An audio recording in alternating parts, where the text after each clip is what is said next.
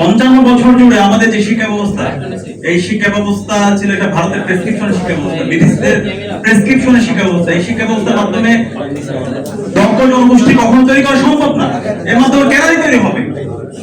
এই শিক্ষা ব্যবস্থার মাধ্যমে বিজ্ঞান, প্রযুক্তি, শিল্প, সাহিত্য, সংস্কৃতির মাধ্যমে আমাদের এই দেশকে আমরা কখনো অনন্য উচ্চতায় নিয়ে যেতে পারবো না।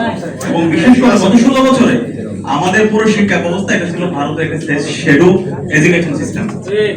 এখানে শিক্ষা ব্যবস্থার মধ্যে কিছুই ছিল না, এবং নৈতিকতার যেই ন্যূনতম অংশ ছিল সেটাকেও তারা সম্পূর্ণ উৎপাদন করে দিয়েছিল।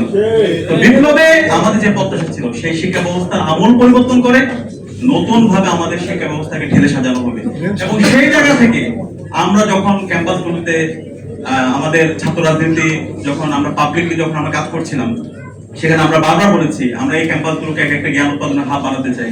আমরা যখন নির্বাচিত হয়েছে, নির্বাচন হওয়ার পর আমরা বলেছি ঢাকা বিশ্ববিদ্যালয়কে আমরা একটা পূর্ণাঙ্গ একাডেমিক ইনস্টিটিউট হিসেবে বিনির্মাণ করতে চাই।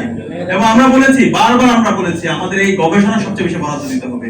কিন্তু খুবই দুর্ভাগ্যের বিষয়, বিপ্লব পরবর্তী আজকে নতুন সরকার আসছে, নির্বাচিত সরকার, আমরা আশা করেছিলাম তারা এই বিষয়টা আমলে নিয়ে বিপ্লবের আকাঙ্ক্ষাকে ধারণ করে গবেষণায় সর্বোচ্চ বাজেট দেবে। কিন্তু খুবই দুর্ভাগ্যের বিষয়, এটা জাতির জন্য একটা লজ্জার বিষয়, ঢাকা বিশ্ববিদ্যালয় যে বিশ্ববিদ্যালয় বাংলাদেশকে বাংলাদেশের সবচেয়ে বড় বিশ্ববিদ্যালয় বলা হয়, সেই বিশ্ববিদ্যালয়ে এবারে বাজেটে 1033 কোটি টাকা বরাদ্দ দেওয়া হয়েছে। এই বরাদ্দের মধ্যে একটা পয়সাও গবেষণার জন্য বরাদ্দ দেওয়া হয় নাই। ও জাতির জন্য লজ্জা। একটা বিশ্ববিদ্যালয় যদি গবেষণার জন্য একটা পয়সা যদি বরাদ্দ না থাকে, তাহলে বিশ্ববিদ্যালয়ের কাজ কি?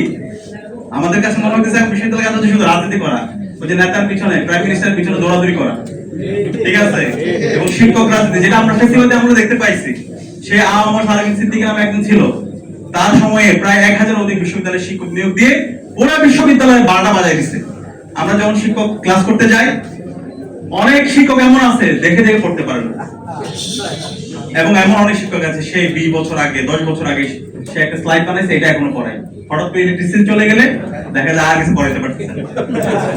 একটা বিশ্ববিদ্যালয়ের যদি অবস্থা হয়, আমি আর অন্য কোনো বললাম না, এইভাবে হইতে পারে না। এভাবে একটা জাতি অনন্য উচ্চতায় যেতে পারে না।